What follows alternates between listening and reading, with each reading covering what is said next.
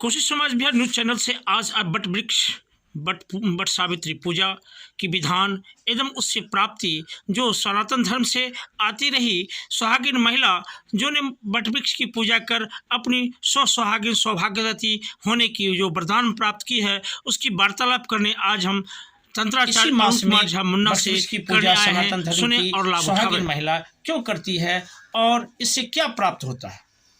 देखिए, प्रथम बार एक राजपुत्री जिनका नाम सावित्री था, उन्होंने आदि देवी सावित्री जो ब्रह्मा की शक्ति हैं का पूजा प्रभास क्षेत्र में बट वृक्ष के नीचे किया था। बट वृक्ष जो सृष्टि के विस्तार का प्रतीक है और ये माना जाता है कि बट वृक्ष के एक एक पत्ते में ये शक्ति है कि वह एक एक बट वृक्ष पैदा कर सकता है।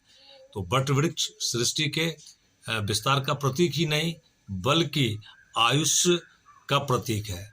इसीलिए बट सावित्री इसलिए कि सावित्री देवी की पूजा सावित्री नाम की राजकन्या ने इस दिन किया था, यानी ज्येष्ठ कृष्ण अमावस्या को, और इससे उन्हें इतनी शक्ति मिली थी कि वह अपने पति सत्यवान को जमराज से लड़कर वापस ले आई और वैधव्य से बच गई। इतना ही नहीं, अपने पति के आयु के संग अपने सास ससुर का नेत्र और खोया हुआ राज और अपने पितृकुल का वंश वृद्धि भी करवा दी।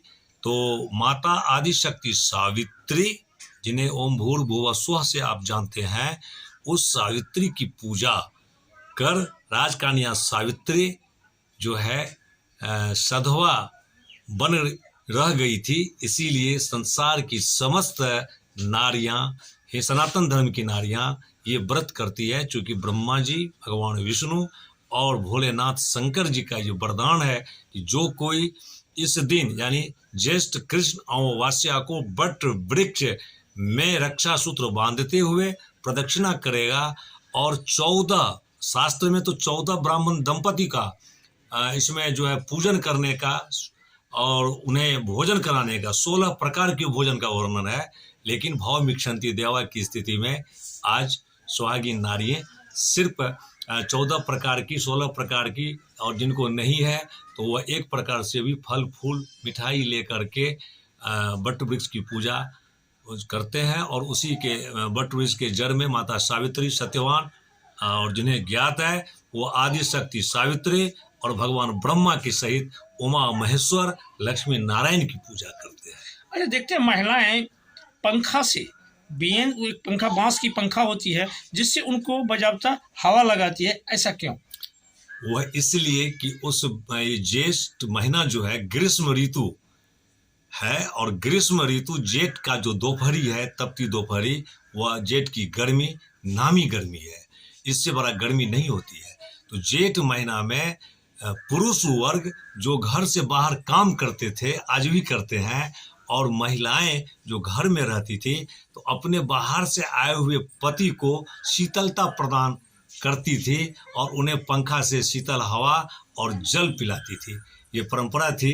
इसीलिए बट वृक्ष में अपने पति का भाव करके वह यह काम करती है। इससे क्या सब प्राप्त होता है? इससे चिर सुहागन, वंश की वृद्धि और 7 जन्मों तक वैधव्य योग कट जाता है। अगर शास्त्रीय विधान से सत्यवान सावित्री की कथा सुनते हुए और ये 16 दंपति का जो पूजा आया है वह किया जाए, 14 दंपति का और 16 प्रकार का उन्हें भोग अर्पित किया जाए, जिनका वर्णन है वेदांत शास्त्र में, तो ये माना जाता है कि 7 जन्मों तक वह विधवा नहीं होगी और उसका जोड़ी 7 जन्म तक जिस योनि में रहे एक साथ ही रहेगा। साथ साथ उसके वंश जो है युगों युगों तक विस्तारित होंगे। क्या नाम है सर आपका? तंत्राचार्य अरुण कुमार झा मुन्ना। और ये जो मैंने आपको बताया ये कठोपनिषद सहित 18 पुराण में कथा का वर्णन है। सतयुग से ये कथा चली आ रही है और ये कथा सनातन धर्म में पातिव्रत्य धर्म का संवर्धन करती है।